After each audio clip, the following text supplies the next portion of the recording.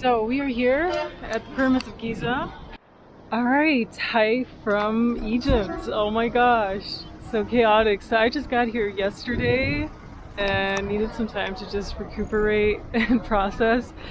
But so far the impressions are very chaotic, very messy, kind of like everyone said, the Wild Wild West of the Middle East. Some people were comparing it to India. It could have looked like that on the streets. I haven't been to India yet. It definitely reminded me of, like, you know, third world country, like Mexico type of vibes or Colombia type of vibes, like people just walking on the huge highways and having to cross the street at random times. Not me, but like just random people on the streets. And yeah, definitely very different from Israel and all the other countries so far. But I'm not getting the super, you know, dangerous vibes that people were predicting beforehand, and maybe that's just because I've been to other countries that felt way more dangerous. Maybe it's just because I've arrived here. You do have to be super careful though. So I have an Egyptian friend, and she said the pyramids are right in the slums, which is why you always need to be careful here. It's not a rich area. People like to scam you and all of that. And the easiest way to get around in Egypt would be Uber, especially here in Cairo. But yeah, those are just like the smaller details. So we're here at the Pyramid of Giza finally, wanting to do this my entire life. And we're gonna check out a few pyramids. I heard you can't bring your camera inside, so I'm not sure we'll actually look at tombs today. But that's okay, because I'm going to Luxor and I'm gonna see plenty of temples and tombs over there. But yeah, so we're just gonna check this out. We're gonna check out the Sphinx. And if I have time, we'll also go to a restaurant around here, which I think we'll have plenty of time. I wanted to head to the museum after, but just looking at where it was and looking at how the traffic is, I'm not sure I'll make it 100% because at this point it's almost 2 o'clock already, and the museum tends to close at around 5 o'clock, and I'm not sure half an hour or an hour is sufficient for it, but I'll see. We'll see how I feel. So come join me in the pyramids of Giza in Cairo. And they're right there in the background. Once again, I don't have a guide. Could have been a mistake, I don't know. I keep wondering whether or not it's better or not so good. But I am on my own, meaning I can spend as much time as I want to here. And it seems you can just walk around. And they even have like little horse carriages and everything. So I don't know how this works, but the complex is quite large. So you have to walk from place to place like the Sphinx. I think I got a ticket for the Sphinx to walk in. Let's see if it works. They say they don't allow cameras, but I'm just gonna have it in my backpack. And yeah, so we're here. Amazing. It's really amazing to be here. Finally, after seeing so many pictures and videos of it online. It's not quite as busy. I would assume it would be way busier during high season. So right now it's February. It's not quite as busy. A lot of tourists, when I stood for the ticket entry, were more Arabic tourists, and it actually helped me out. It was so funny because I was asking the ticket guy some questions in regards to the entrance fee, and then a guy behind me translated and he was Arabic, so yeah, I have no idea. But you know, it just kind of shows that whenever you need help, I think there's always help around you. Alright, so we're currently here and the horses are right here.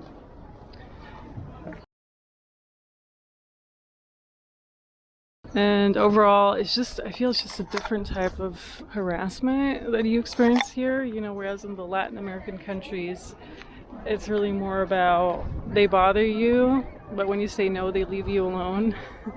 Here with that one guy, he was like following me for like 10 minutes straight until, you know, finally he effed off. But yeah, I had said to him no a million times, so it feels just a different type of harassment that you encounter here. But other than that, it's okay. So far, and I guess they don't take no easily as an answer. I'm not sure. Not sure it's ever worked with the persistency that they show, but it was a bit annoying. So people said not to take horses or camels because they don't treat them very well here. I'm not sure I'll do a camel ride, but the horses look a little bit malnourished. They also have branding and everything on them. So I'm just spending a little bit of time with them here until we move on to the next pyramid.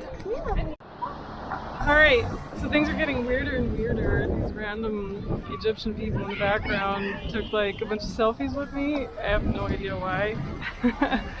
I'm hoping it's just because they're friendly. They seemed a bit goofy though. So I went into this little tomb and the security guy was really nice, but then when I exited the tomb, he was like, oh, a tip from the heart, blah blah blah, and I'm just like, okay, so I guess they're only nice when they want a tip, but yeah, I didn't give him a tip.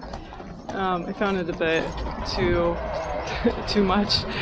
So this entire, you know, I show you something, you give me one tip, it's a bit crazy.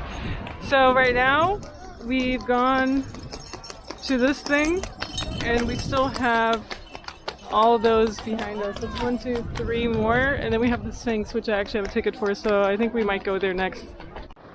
Alright, so you see the Sphinx right there in the background, and that's one I have a ticket for, but I kind of have to cut around like all the way, I don't know, another 10-15 minutes around, so I decided I'm just going to go back up to the rest of the pyramids just to check those out, and maybe even grab some food somewhere.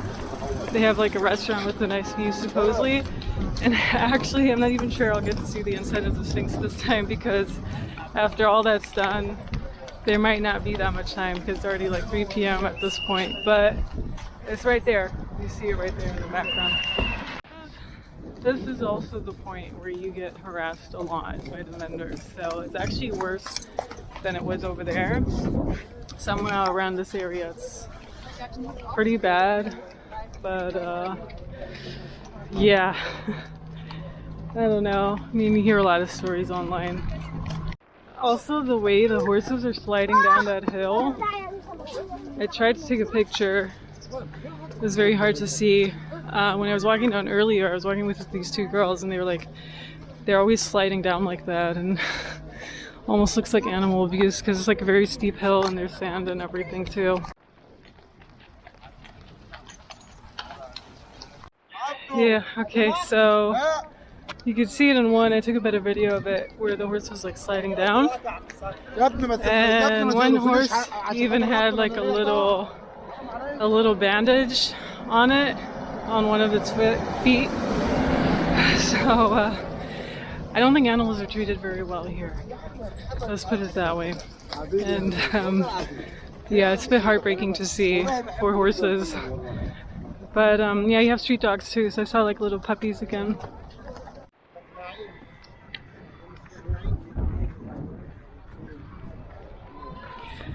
Alright, so we're currently at this pyramid, and I think it's time to eat something because we're being harassed again.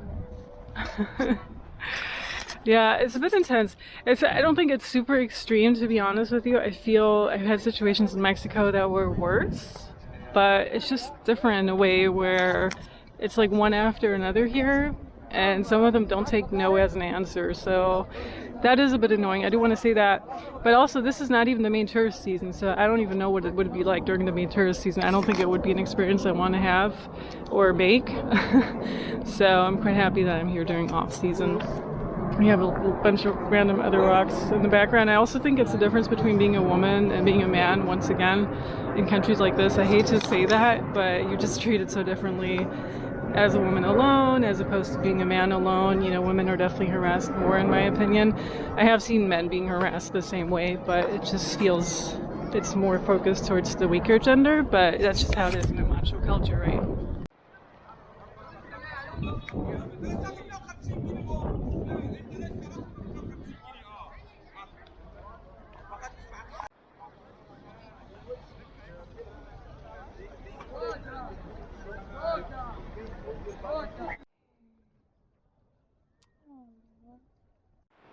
Alright, so we're outside of the Sphinx, and I can blend in some footage that I took closer to it, but I totally forgot we're in the winter months, so things closed down a bit earlier. I guess they closed down at 4 p.m. already, and right now it's 4:30 p.m. So I missed the Sphinx. I even have a ticket for it, which was like 100 Egyptian pounds, so it's like $3 or $4.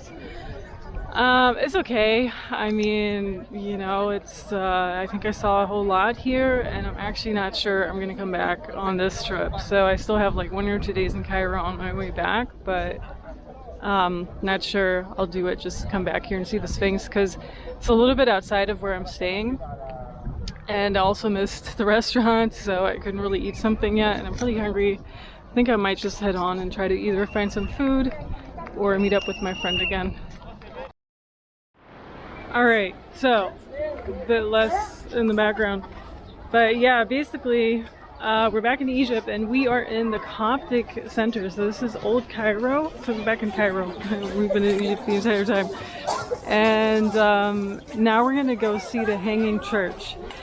And about 3 years ago, my Egyptian friend from here, the one who showed me a whole bunch of other stuff in Cairo, she told me about this church. It's the Hanging Church. It's a Coptic church.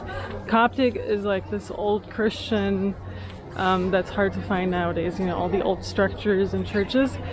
And she told me that the story goes, because there were nuns around this church, and they told her in Arabic that Jesus fled the Romans with Mary. And that was when he was an adult, not a kid. So that is interesting because the Bible doesn't mention any of that. I have a theory what it means. You know, for me personally, it could have been after the crucifixion. But the church, from my understanding, worships Virgin Mary. I think it has to do with Mary Magdalene, though, because a lot of Virgin Mary, Mary Magdalene, it all gets muddled up. So if this is really true, this would be a sign that Jesus and Mary Magdalene stopped here on their way over to wherever else they went. They went to France, you know, until they settled somewhere around Avalon and everything. But yeah, we're gonna check it out. There's a Coptic museum too. A lot of police in the background, so it's pretty safe.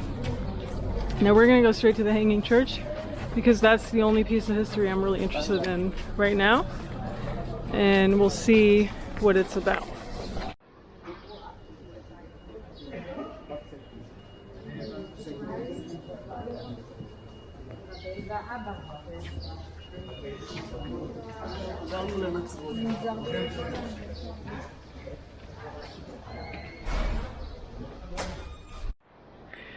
All right, so we're here. It's hot. I wish I had a dress on. And basically, they're making it seem like this was the location where Jesus was when he was a child. So you see this mural here in the background. But when my friend went here back in 2019 or so, she talked to some nuns who worked here or who were around here, and they told her a different story. So that was a very interesting story that they told her for sure. Maybe a missing piece to something. But yeah, it's a very interesting spot. So my friend who'd never been to Israel, she's like, this is how she would imagine Jerusalem to be like. I think Jerusalem's still way more, it has just a different vibe, but the style of this could match it a tiny bit. It's just not really, it's a different style, but it has like these beautiful murals here in the background, and I'm sure it has a lot of hidden treasures. Just not sure we're gonna uncover those today. But this is the Hanging Church, and I'll take some more footage through it when walking through it too.